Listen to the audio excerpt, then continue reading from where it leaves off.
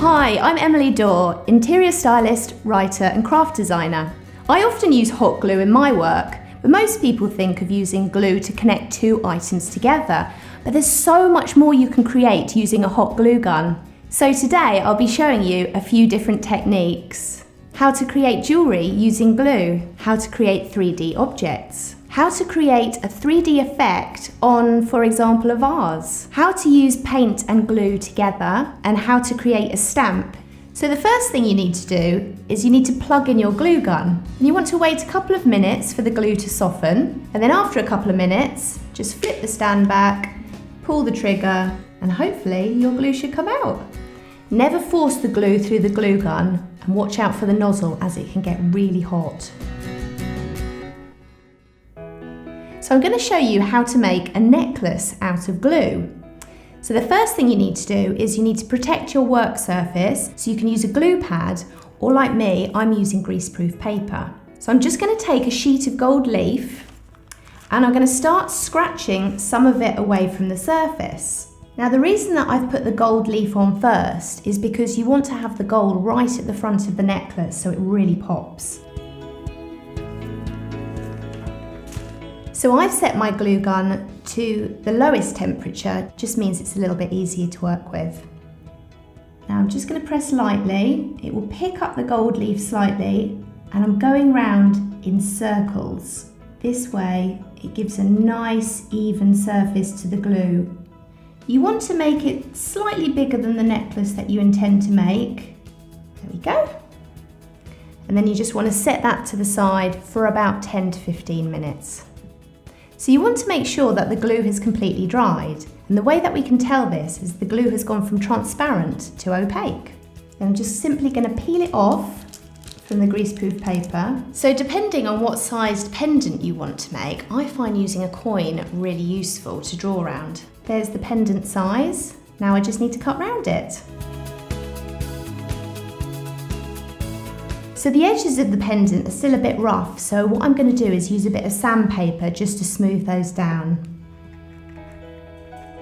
So I want to add some extra sparkle to my pendant, and to do this I'm going to add some extra gold leaf around the edge. I'm going to be using this special glue which is called acrylic size. So I'm just going to apply a little bit of the size to the edge of my pendant using a paintbrush. So once the glue around the edge has gone tacky, it's time to add the gold leaf. So as before, I'm just going to scrape off some of this gold leaf. I'm going to put that directly onto my pendant. So just simply press it onto the edge.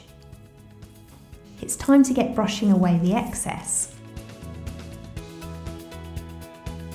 So once you're happy with how your pendant looks, you need to create a hole, which will be for your chain, which will create your necklace.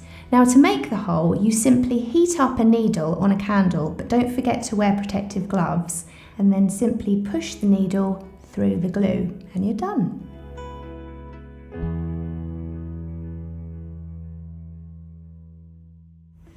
So next I'm going to show you how to create a 3D object out of the hot glue.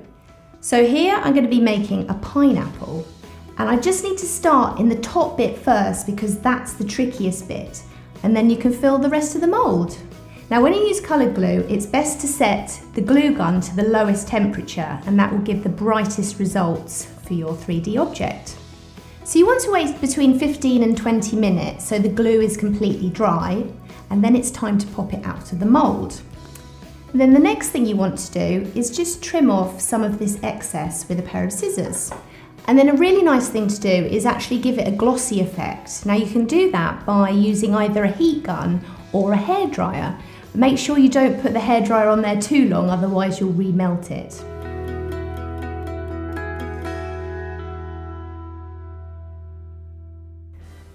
So the next technique I'm going to show you is how to create a 3D effect on a vase. So the first thing you need to do is make sure your vase is nice and clean of any dirt or grease. So just give it a wash with some soapy water. Now there's 3 ways of getting your design onto your vase. If you're feeling super confident, you can apply the glue directly onto the vase. Alternatively, like I have here, I've drawn my design with a pencil. But if you prefer, you can draw your design on tracing paper first and then simply trace it off using a pencil. So now for the gluing. You want to keep quite a steady hand when you do this. Now you don't want to go too fast and you don't want to go too slow, otherwise you'll get bobbly bits or you could get stringy bits. And then on the tip of each petal, I'm just going to make a bit of a bobble on the end. And then to stop the string, you simply just twist the gun round and the string will disappear. So now that I've finished the gluing, you might just find that you've got a few stringy bits and you can remove those really easily with just a pair of tweezers. So what I like to do is spray paint my entire vase. It gives a really lovely professional effect. It smooths things over and covers all of those pencil marks.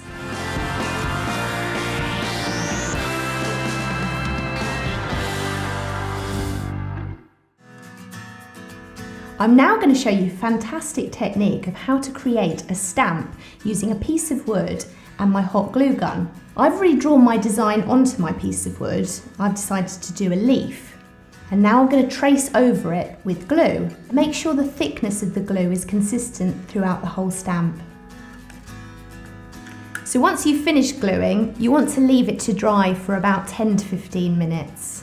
So now it's time to add some coloured ink. Now I'm going to use these colourful inks, but if you like, you could actually choose to use some fabric paint and stamp your design onto an item of clothing. Once you've inked the entire stamp, it's time to get your piece of paper. Now I'm going to leave my stamp this way up and actually press the paper directly onto the stamp. That way I can actually feel all of the grooves of the stamp so it gets a really good impression. And as you can see, it's created a beautiful stamp.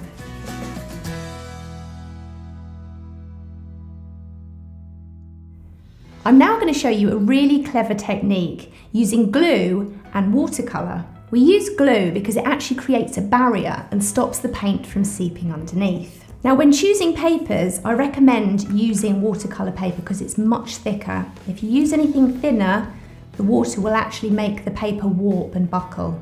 So I've drawn a floral design on my watercolour paper. I've drawn it very lightly because we're going to be using the transparent glue and I don't want to see the pencil marks through it. So I'm just going to flip the stand up and working at an angle, I'm just going to follow my pencil design all the way around. And again, when you come to the end of a petal, if you just give the nozzle a little twist, you can get rid of those annoying little strings. It's time to add the water. So I'm just going to pick some up with my brush and I'm going to pop it into each petal. So once you've filled all of the petals with water, it's time to add the colour. Now I'm going to add a bit of blue first. So make sure it's nice and watery. Dot it onto the water and look at that. How beautiful is that? And add the yellow to the tips of the petals.